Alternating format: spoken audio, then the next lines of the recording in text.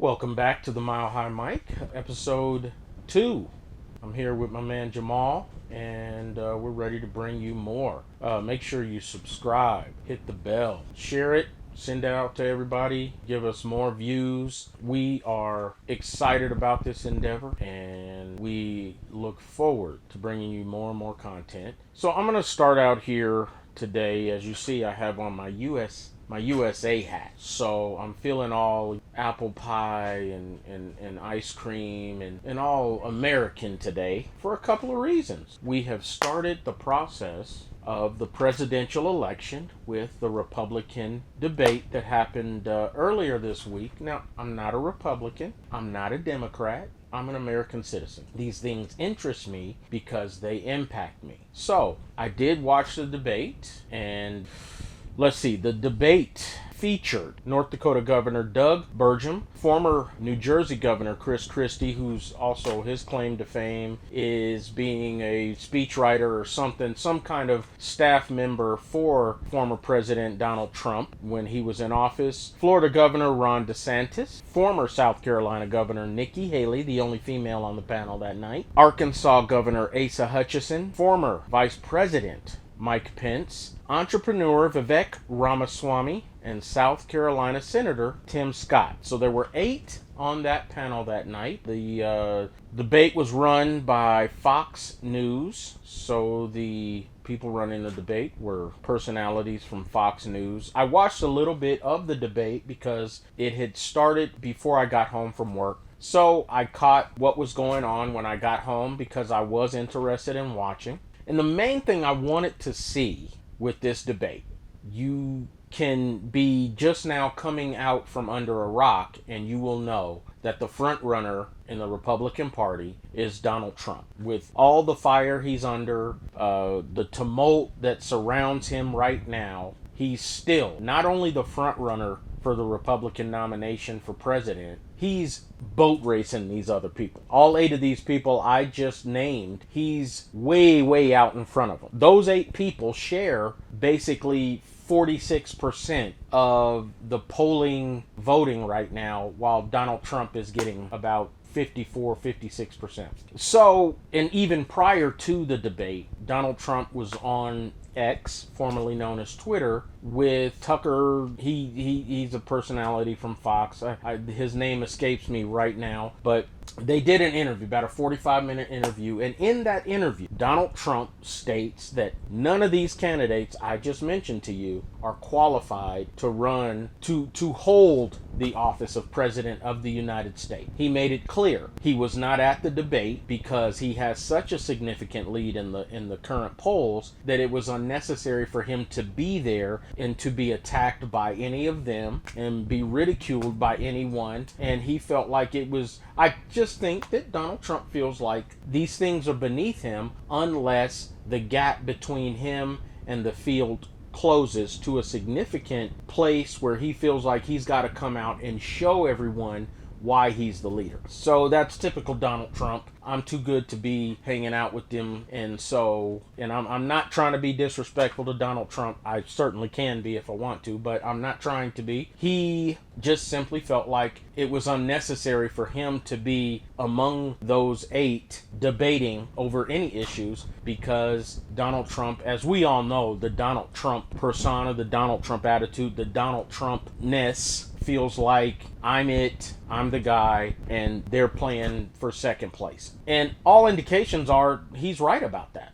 I would really agree with that. You know, whether you want to agree with Donald Trump on anything or not, the fact of the matter is these 8 people they're racing for second place, in a distant second place at that. During the debate, I noticed how it looked like perhaps they were, responding to maybe a group chat that says, hey, all the men wear blue suits, white shirts, and red ties. Thought that was kind of funny. Tim Scott, however, did kind of veer left, and he wore a light blue shirt. So, he had a blue shirt blue suit, red tie, light blue shirt. Way to go, Tim. So again, I was waiting for someone to challenge Donald Trump. I mean, really just say things, not just for the sake of saying them in a challenge to Donald Trump, but to maybe throw down a gauntlet that I am really running for president. I'm not here holding a place for Donald Trump. I'm running for president. I think I could be a good president of these United States of America. I was waiting for that, and it really didn't happen. And during the course of the debate, the moderators asked,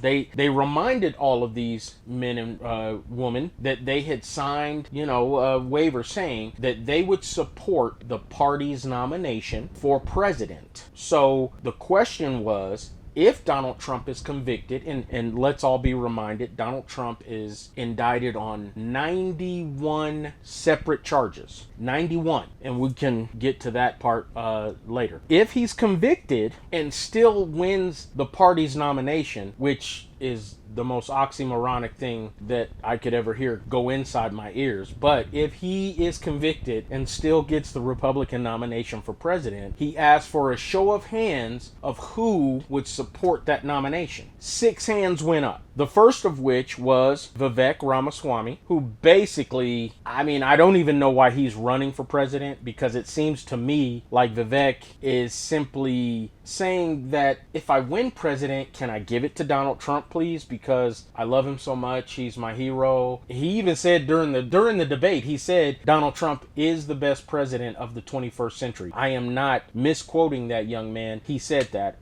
during the debate. Donald Trump is the best president of the 21st century. So I feel like with him, he's saying if I win president, can I then give the office to Donald Trump? Please, please, please. But his hand jetted up first. And then it was followed by 5 other hands. And then Chris Christie kind of gave and then he did like this, right? And he made it clear that no, I was waving that I would not support his candidacy for president, is what Chris Christie was saying. And so he made a point to say, and I'm maybe paraphrasing, I'm not going to say I'm quoting him, but he did say that we have to stop normalizing this conduct, referring to Donald Trump. Donald Trump's, his whole package of conduct, Chris Christie is saying we have to stop normalizing the conduct. It's beneath the office of the President of the United States, is what Chris Christie said. And I believe the other person who said that they would not support Donald Trump as a candidate was Asa Hutchinson, the governor of Arkansas. He was unwavering, and he was actually the first person during the debate to actually say something against Donald Trump unprovoked. No one asked him. He put it out there that he, and again, I'm totally paraphrasing Governor Hutchinson here when I say it, but he's basically saying he's had enough with the whole Donald Trump thing, and the party needs to move on from Donald Trump so that this country can go on to what it needs to do. So that is what I took from the debate. There's going to be another debate, and I guess a couple of these individuals who participated in this initial debate will not be in the next debate, but someone else had said, the gentleman who does Meet the Press, he said, well, what could be gained from the next debate? What are we going to get out of the next debate that we didn't get out of this first debate? Even though it'll be 6 of the 8, but these things happen. It's the process. It has started. And so from now until November of 2024, it's on and popping. So get ready, everybody, and start paying attention. Start paying attention, not just to the presidential race, but get in tune with all of these races that have national impact, because Senate races, gubernatorial races, all kinds of people that are going to be trying to get a place in Washington, D.C. so that they can politic. And this is all impactful on us here. So everybody, please start paying attention and focus on, things that are important. If you don't think this is important, okay, that's fine. But it's not a bad idea to check it out. There will be plenty of information coming at you. All right, but we're gonna move on to something else that is all about this too, and it's a little bit more fun, this stuff was. So we'll see you in a minute.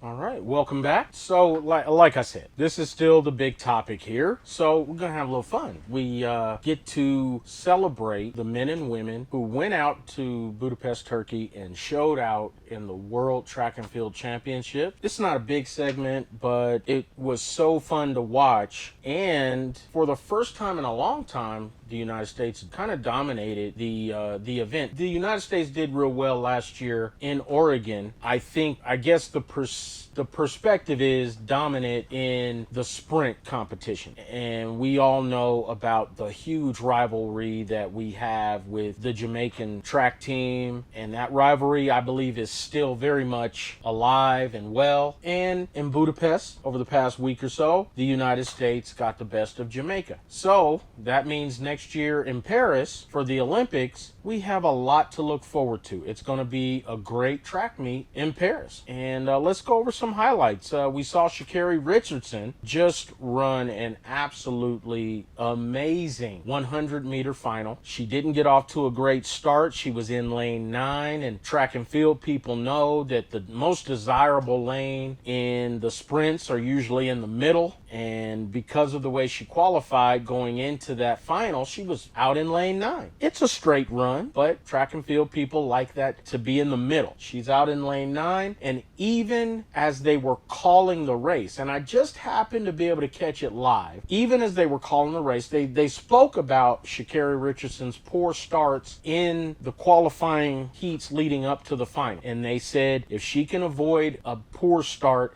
she would have a good chance against the field. It was a very fast field, and she actually did get off to kind of a bad start. And because of that, even the broadcast, we're talking about 10 seconds that it takes to run this race, of course, and they kind of wrote her off almost because of this bad start. And it was kind of hard not to because of who was in the field. And because she's in lane 9, it was easy because of the way they focused the cameras on the race. It was kind of easy to lose Sha'Carri Richardson, but then all of a sudden she catches your eye at the bottom of the screen, and she went and got him. And it was just so exciting. And I'm one of those people who, when I watch these races, I jump up and down, I cheer, because I think that it's the most exciting 10 seconds in sports is the sprints, the 100 meter, men's or women's. It's just an incredibly, it's like condensed milk. You know, you add water and you turn it into a 200, a 400, you turn it into a mile, you turn it into a distance race. But as a condensed product, 10 seconds of just pure speed and power. And Sha'Carri Richardson, in spite of a bad start, she just went and got all these ladies, and she got a championship record in the process. And it was a great race, and she beat two Jamaicans, Shericka Jackson and Shelly-Ann Fraser-Pryce, who is an icon in women's track and field. And the reports are that she is kind of approaching the end of her track and field career, which will be a very celebrated career when it's over for Shelly-Ann Fraser-Pryce. But it was just awesome to see Sha'Carri Richardson overcome all the tumult and the hurdles that she had to overcome, you know, going back to the positive test for cannabis that got her knocked off of the Olympic team in the previous Olympics, and then not being able to qualify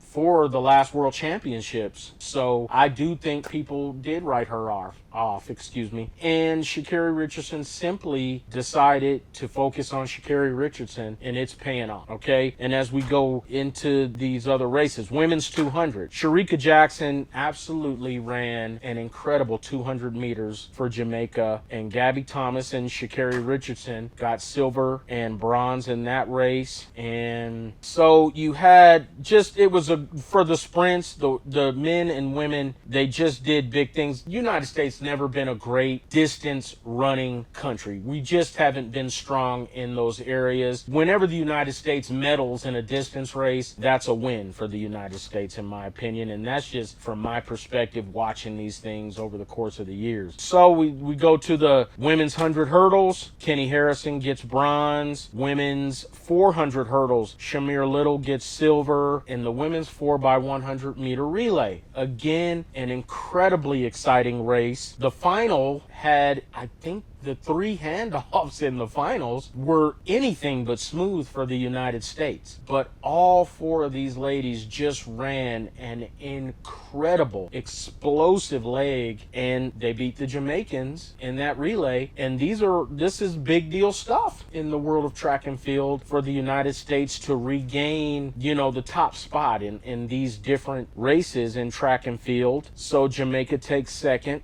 in that. But here's kind of the cool thing. Women's discus. We had gold and silver in the women's discus, and that is a first. That is a first for the United States, I believe. And these 2 women threw almost 70 meters. That's incredible right there. Women's hammer throw. We got silver and bronze in the women's hammer throw, right? So the United States they came to be about it. Women's long jump, silver. Women's pole vault, we did not place. And then let's go to the men. Men's 100, Noah Lyles, gold. Men's 200, Noah Lyles, gold. Arian Knighton, 19 years old. 19 years old. Arian Knighton, silver. Men's 200. And that was an incredible race. It's just, these were exciting races. The sprints are exciting, and that's what we want. We want excitement, but they came through. Men's 400, Quincy Hall got the bronze. And then, again, we're not great in the distance races. We're not going to see much from the United States in the distance races. Men's 110 hurdles. Grant Holloway, 3-peat in the World Championships. For him, gold. Daniel Roberts takes bronze. So it was awesome. And then we go to the men's 4x100 relay, and this blew me away. First of all, the reigning Olympic champions in the men's 4x100 relay is not Jamaica, it's Canada. But the reigning Olympic champion in the men's 100 individual is an Italian. So that tells you about the parity and level of competition that is going on in men's sprinting. United States goes out and they absolutely dominated this race. They won it by over a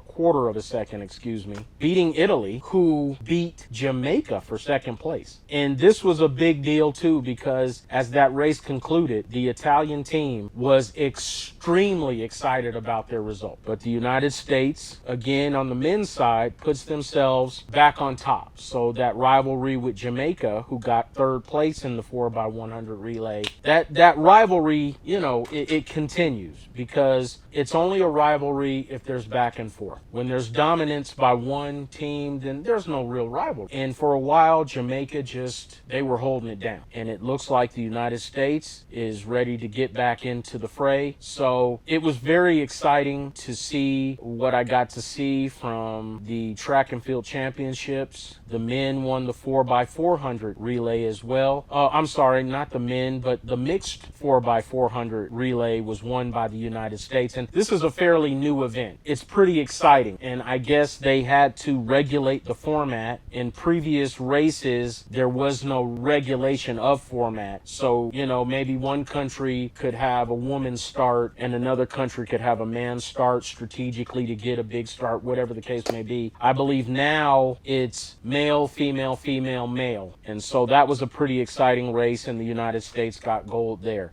So, got a little politics got a little sports to celebrate the United States. So we're going to come back, and we got a little bit of football to talk about. We're going to do a little mishmash of pro and college football. I'm excited. My Notre Dame Fighting Irish got started, and they got started off in a big way. And so we'll get to all that here next coming up. So stay with us. All right, here we go, people. So it's football season now, full and in effect. Football season. Week 0 has started in college football yesterday with a nice slate of games. I went to Jackson State in my former life, so I was paying attention to my Jackson State Tigers, who went out and they absolutely beat the brakes off of South Carolina State yesterday to start the post-prime era. They got off to a great start, so thank you, Jackson State Tigers, for showing the world that you're just fine. And I'm sure Coach Prime is every bit as happy for that start as anybody else could possibly be. But, anybody who thought that the Jackson State program was about to fall off the cliff, you found out yesterday that they're ready to keep rolling. In the big college game,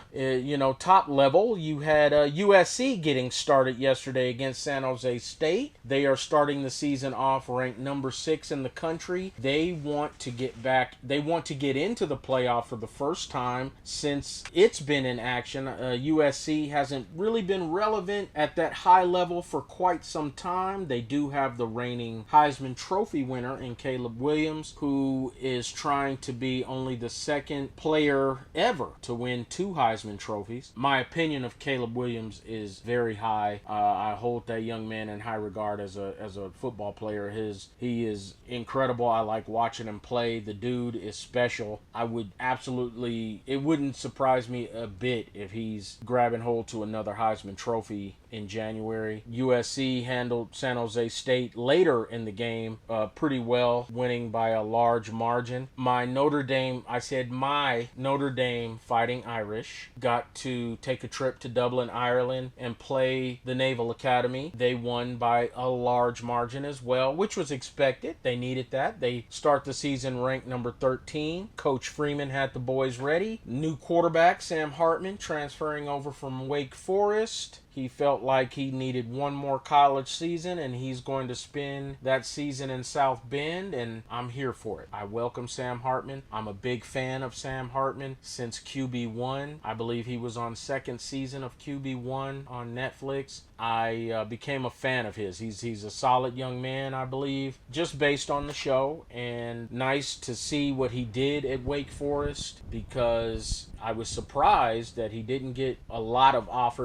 better offers coming out of high school. Sam Hartman's journey is pretty unique. He transferred from a South Carolina school or a North Carolina high school to a South Carolina high school to go and play for his coach, previously coaching his other high school team, so that he could help his coach get a new program started. That segment of QB1 was very interesting, and again, it made me a fan of Sam Hartman. So I actually was paying attention to his career at Wake Forest, and it was really good to see the things he did at Wake Forest, because he really did put Wake Forest on the map. Because let's face it, folks, we don't think of Wake Forest when we think of big-time college football. No one does. And for the last few years, you had to pay attention to Wake Forest because they made a lot of noise in the ACC, and they did in fact play for a ACC championship while Sam Hartman was there. So when he decided that he was going to play another college football season, he didn't like his prospects going into the NFL, and I believe a lot of experts had him either going in the 6th, 7th round of the NFL draft or as an undrafted free agent. So he decided, if I go to another system and play in a different system, perhaps it'll get me a better position in the NFL draft. And he landed in South Bend, and again, like I said, I'm all about it. And he showed out yesterday, threw 4 touchdowns, threw for 250 yards. Really good showing in his first game with the Notre Dame Fighting Irish. And there were some other games on the schedule, not big time games.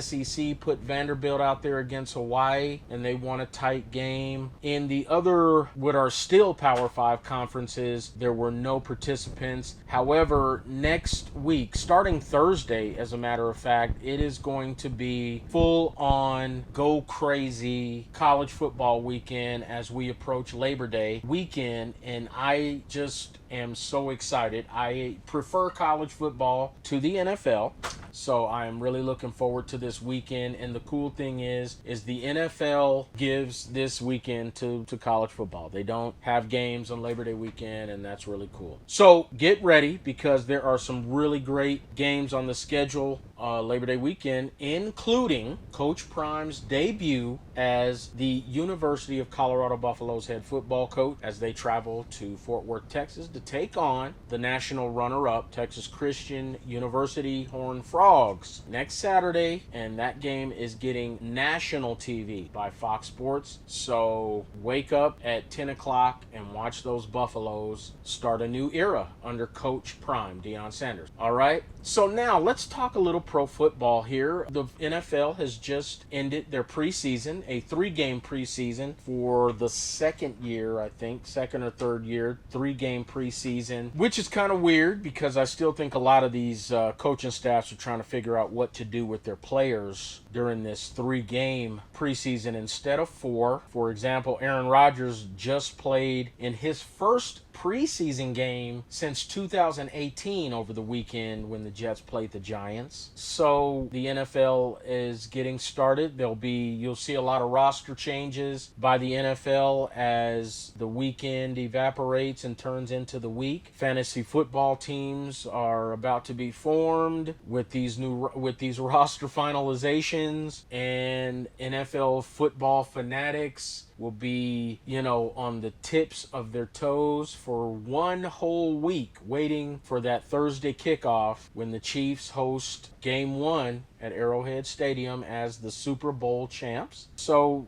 with all the changes going on in the NFL and roster moves, the Broncos have a new head coach, of course. Sean Payton is here to hopefully right the ship for the Broncos, and we'll see what that looks like as the Raiders come visit Denver in week 1. So we'll get to check that out. I believe that is the 10th, September 10th, Sunday. So the Raiders come to town to get it started, and what a way to start a new era if the Broncos can get a win against the hated Las Vegas Raiders. That would be great for the Broncos to get their new era started, and hopefully Sean Payton has them on track. Honestly, people, I don't watch a lot of preseason football. I watch a little bit here, a little bit there, but I am optimistic because, quite frankly, as a Broncos fan, we all know it can't get much worse than it's been since Super Bowl 50. So can't do much but go up, and I think Sean Payton may be the man to get us going in the proper trajectory. So I look forward to that. And with all that being said, folks, keep us tuned in here. Keep tuned in to us. Jamal and I will be bringing you much, much more as the college football season unfolds, as the NFL football season unfolds. So stick with us, and we will talk more politics because I think it's going to get real juicy, and we will talk more